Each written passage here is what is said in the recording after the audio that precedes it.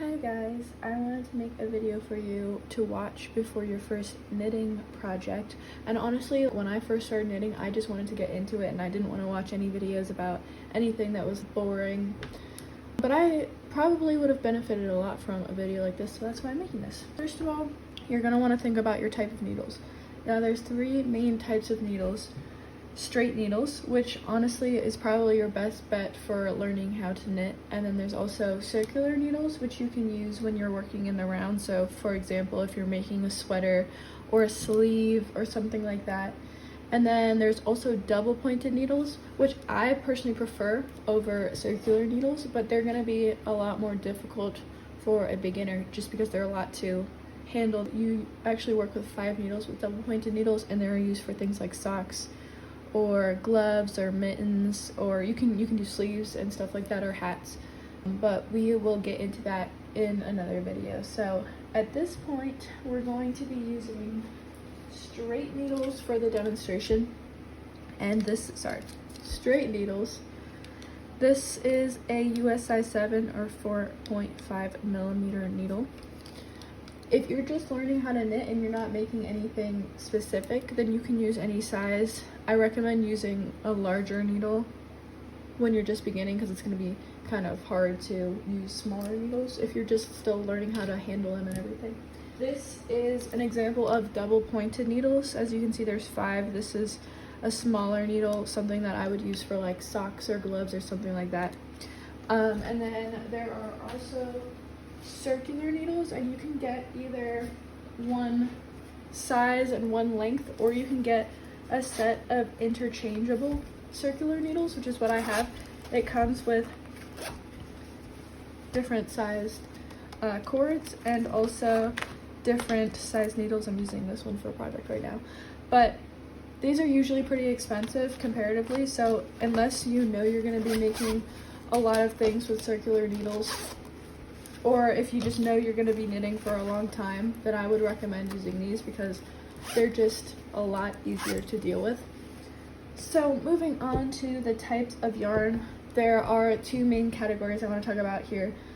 There are different fibers of yarn, wools, which are warm and usually used in sweaters. There's like mohair, all those different types of fibers. As a beginner, I recommend using something that's going to be easy to work with and cheap just to learn. But if you're going to be making things that need to be resistant to heat, you definitely can't use acrylic because it will melt. So cotton is a little bit more difficult because it splits easier than some of the other yarns. I'm making a video about what I think would be a great first project, and I'm going to be using cotton, which is actually, I think, a little bit more difficult to work with than, say, an acrylic yarn. Acrylic yarn is what I would recommend because it's cheap and it's pretty easy to work with if you're just trying to get the feel for it. In this video, I'm going to be demonstrating to you using acrylic yarn. It's probably like a $3 ball of yarn that I bought at Michael's. There are the fibers of yarn, and then there's also the different sizes of yarn. So there's going to be classifications, and it depends on where you're buying your yarn. Like, for example, I think Drops uses like yarn group A, B, C kind of thing. But then there's also other gradings of yarn. And so essentially you're going to have finer yarns that you're going to use for like socks and things like that, like very skinny yarn. And then you're going to have thicker yarns that you're going to use for a chunky knit sweater or something like that, or like a hat, So one of the things I will note, I'll put up a chart about the different gradings of yarn. One thing I should say is that usually when you pair up 2 sizes, say you're using a lace weight, which is a very thin yarn, and you double it up, then you're going to have the next size up.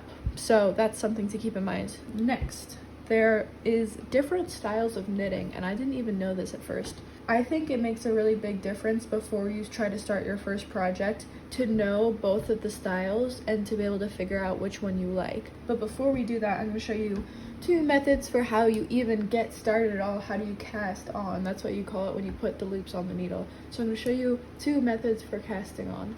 So I'm going to show you the easier one. Well, I think it's easier first. This one you're going to use if you don't need a stretchy edge. And also this is the one you're going to use if you're casting on stitches in the middle of a row, which would sometimes happen if you're making sleeves or if you're making fingers for a mitten or a glove or whatever. We start with a slip knot, and the way that I do it is I just hold it between my two fingers like this, twist it, and then I grab with my two fingers, I grab the yarn, pull tight. So now that we have our slip knot, we can put it on our needle and pull it tight. This is going to be our first loop. So let's cast on 10 just for demonstration. So what I do is I just take my finger, wrap it around like this, make a loop, wrap it around the needle, pull tight. And we're going to do that a couple more times. So make a loop, wrap it around the needle, pull tight. Do it slow for you.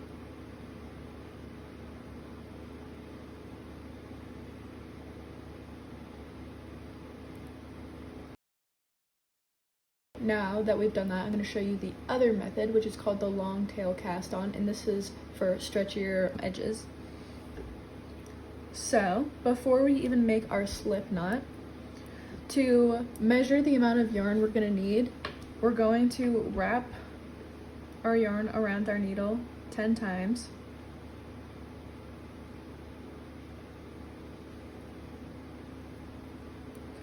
And you're really going to do this for the number of stitches that you need. So for example, if you needed 30, then you could just take this and then measure 3 times that. I also like to add just a little bit more for security and to leave a little tail. So now that we've done that, we're going to make another slip knot. So make a loop, grab our yarn, pull tight.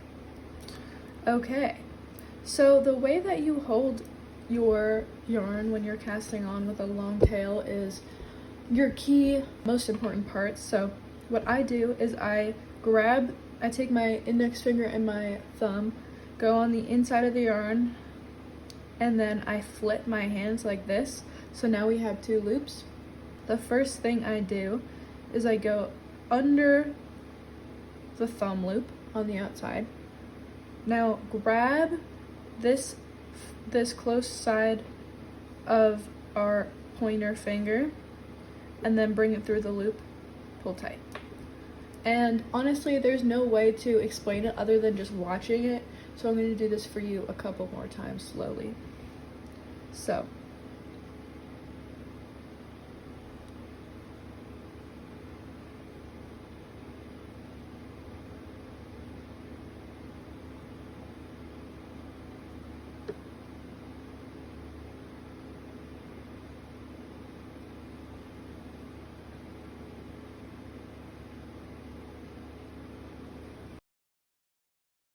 okay, now we have 2 pieces of yarn coming off the edge. We have our tail, which we're going to weave in at the end of this, and we have our working yarn, which is still attached to the ball of yarn. So there are 2 methods for knitting, 2 main methods for knitting, and the first one is called English, and I don't personally knit English unless I'm having wrist pain, but I think that it's important to learn both at some point. But for now, let's just watch both, try them out, see which one we like better, and then we'll continue from there, and we'll just learn how to knit in that one style, and we can learn the next one later. So the English style, what you're always going to do when you knit is turn it. So you have your knitting in your left hand, you have your free needle in your right hand, and the knit stitch in the English style, what you're actually going to do is take the working yarn in your right hand. I like to wrap it around my pinky finger, and then I go under with my pointer finger. So we insert the needle from the front to the back, from under the loop, like that. And now we take our yarn, our working yarn, wrap it around, bring it under, and now we can pull that stitch off. we're just gonna do that again. This one isn't my favorite because I find it to be slower than the other method that I'm gonna show you. But if you like this one better, I think a lot of people use this one. If you like this one better, use this one, by all means.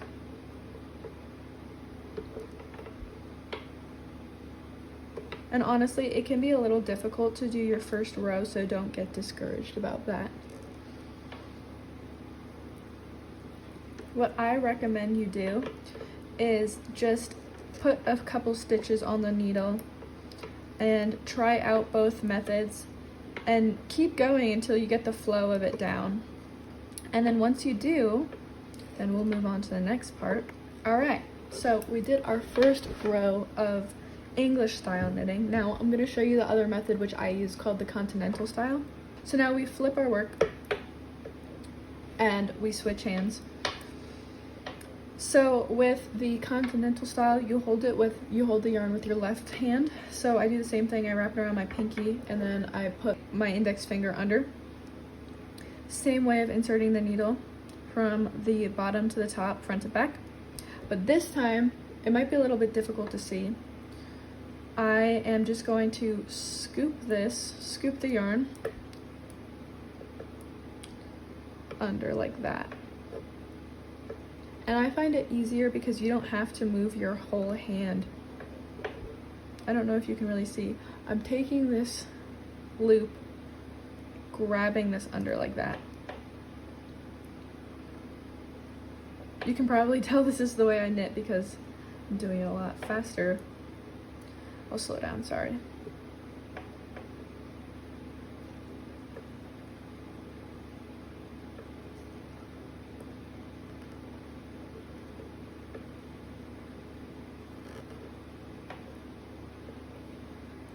Alright, so we've done both styles. Now what I recommend you do is just continue knitting until you feel comfortable and find which style works for you.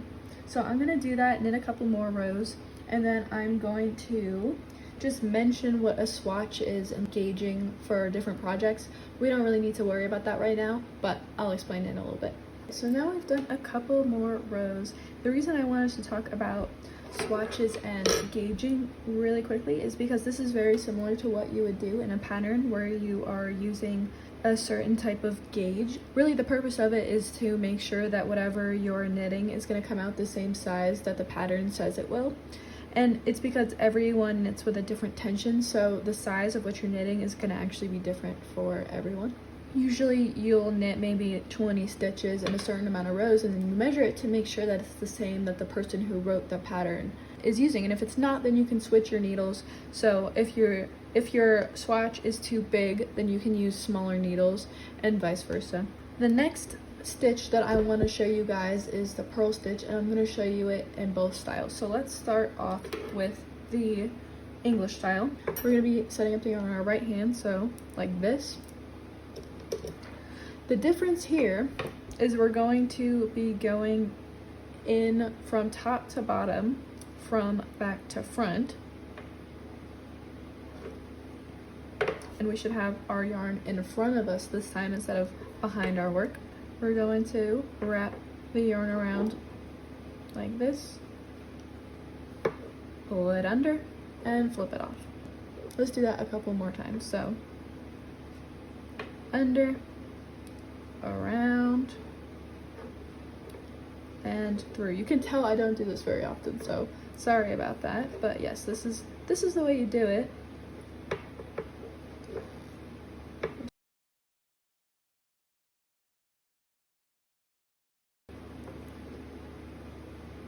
Alright, well, I hope you enjoyed watching me struggle with that a little bit. At least we can struggle together.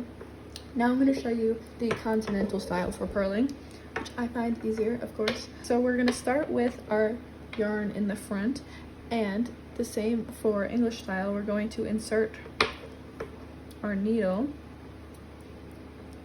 like that, and we're just going to loop the yarn around our needle and pull it under. So I'll show you again. It's kind of hard to see.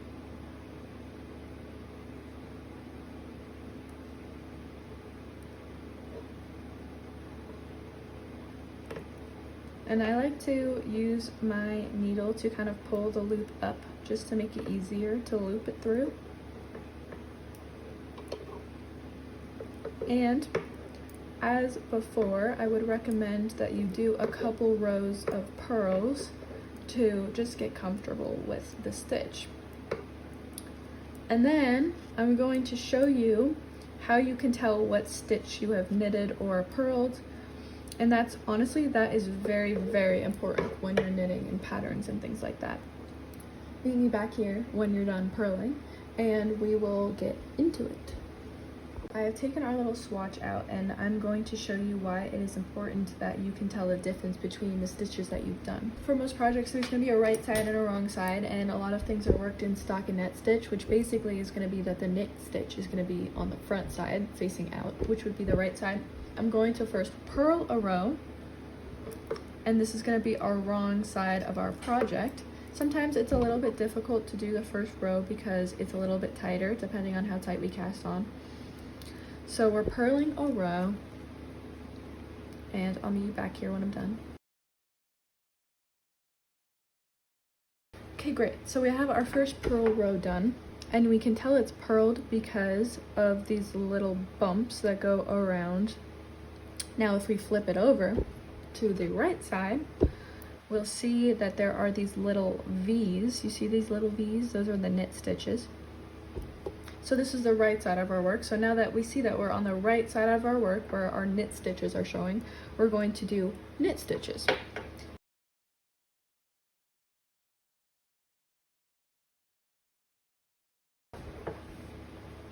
Okay. Now we have 2 rows of knit stitches. As you can see, there's a V here and a V here. And then if we look on the back, we see 2 rows of purl, which are these little loops. And the reason that it's important, I'm going to knit and purl a couple more rows. So I'm going to purl, knit, purl, knit, purl, knit. And then I'll meet you back here in a little bit to show you what could happen if we don't know what side we're on. One thing I do want to mention, as I'm doing some last couple rows for the demonstration of the Stockinette Stitch, is that if you're doing this in the round instead of going back and forth with flat needles, the Stockinette Stitch is actually just going to be a knit stitch for every round. That's because you're not turning back and forth. So the only reason the Stockinette Stitch here is 1 round of knit, 1 round of purl repeated is because we're turning our work over. And because the Purl Stitch is really just the back of a knit stitch, and you could say the same thing for the knit stitch being the back of a purl stitch. So just keep that in mind for whatever projects that you're doing. We've gotten to a point where we're starting to see the Stockinette Stitch develop. So you're going to have one side where it's only purl stitches, and that's going to usually be the wrong side of your work unless you want that facing outwards. I have found a couple patterns like that, but most of them is going to be the knit stitch on the right side. Before I tell you, I'm going to ask you what you think. Is this the purl side or the knit side? Purl side, great. And this is the knit side, and you can tell because of all of the little V's here. Now I'm going to demonstrate to you what happens if you are not able to tell the difference between your work. And honestly, it does take a lot of practice. When I first started learning how to knit, this was like the most difficult thing for me. So say you're like, oh, I'm so confused, I don't know whether this is the right or the wrong side. So I'm going to purl. You are going to get a ridge in your work, which sometimes is intentional. Sometimes you might want this, but if you're just doing Stockinette Stitch, it's going to look very different than what you're hoping for. Oh no, there's a purl stitch in the middle of our Stockinette Stitch. So that is the kind of thing that you can avoid by being able to tell the difference between your stitches. So this is very, very, very important if you ask me. I also want to show you another reason why it's important. A lot of sleeves and things like that are going to be worked with a rib stitch, which is going to be an alternation of knit and purls in the same row. So let's just do a 1 by 1, which means 1 knit, 1 purl, and it's gonna alternate like that. But it's really, really important that we can tell the difference between the type of stitch we just did. Otherwise, we're not gonna have a rib stitch. It's just gonna be all over the place, which is what happened to me the first time I tried to knit something. So let's get into it. We can just start with a knit, and then we'll do a purl, and we're just going to repeat that all the way down. So knit 1, purl 1, knit 1, purl 1. You guys get the idea? Now, it's important that we can tell the difference because we're going to flip our work and it can just get all kind of confusing after that. I'm going to ask you again, is this stitch right here, is that a knit stitch or a purl stitch? That is a knit stitch. And then the purl stitches are the ones that have the little loop going around them. So this is a purl, knit, purl, knit, purl, knit, purl, and you guys get the pattern. So now we're going to flip it around and we're going to identify which stitch this is.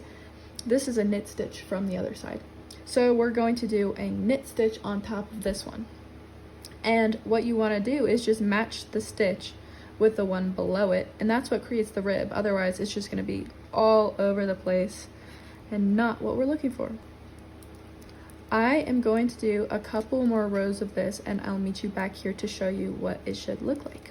I've done a couple rows of the rib stitch. As you can see, there are ribs, and these are our knit stitches, the little V's, and these are our purl stitches. As you can see, these little wraparound parts.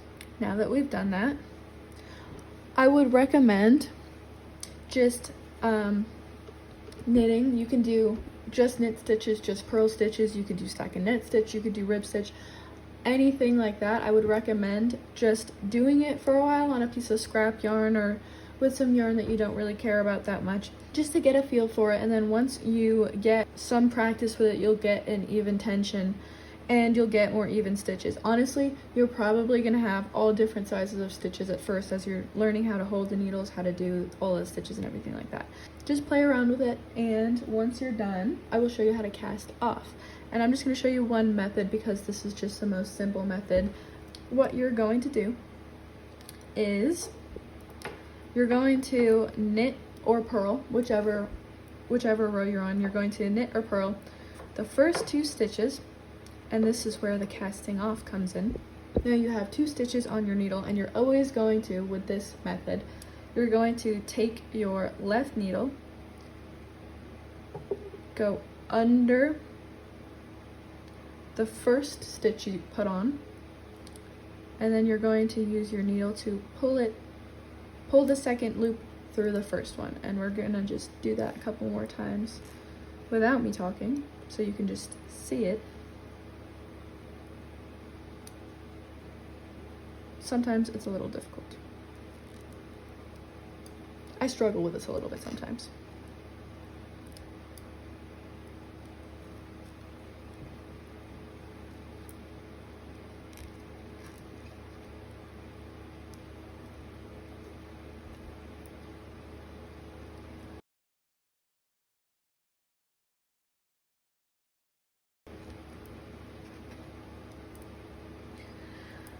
Okay, so now that we have only 1 stitch left on our needle, we are going to cut the yarn and just pull it through.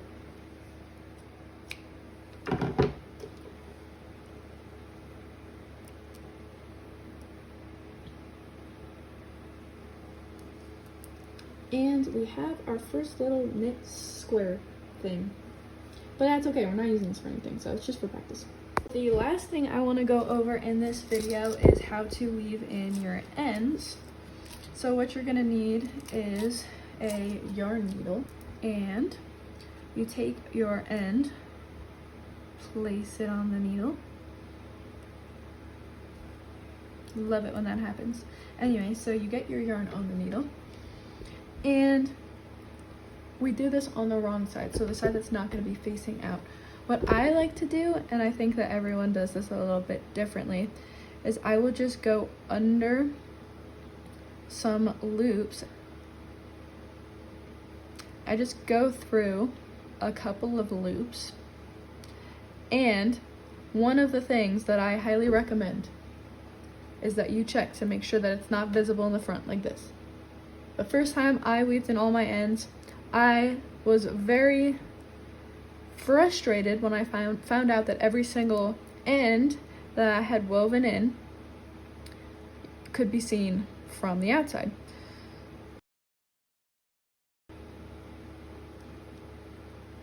Not too visible. So I'll pull it through. Now I will turn my work, and then I usually skip the last one I went through and then just go back. That way it is harder for the yarn to pull its way out. Usually that is enough. Make sure it's not pulled too tight. And you could just cut the end. You have your end weaved in. So that is all I have to show you today. I just wanted to give you the basics for what you should know before you start a project. And I actually have been designing a project that I think is the perfect first project for a beginner knitter who has never knit anything before. And so that is going to be up in a couple of weeks. And if you watch this video, you already know all of the stitches that you need to make that project. Hopefully you enjoyed this. If you have any questions, leave a comment and I will do my best to answer as quickly as I can, or maybe someone else who's watched the video knows the answer and they can answer too. Yeah, if you like the video, definitely come back for the project. There's so many things I've been wanting to share with you guys.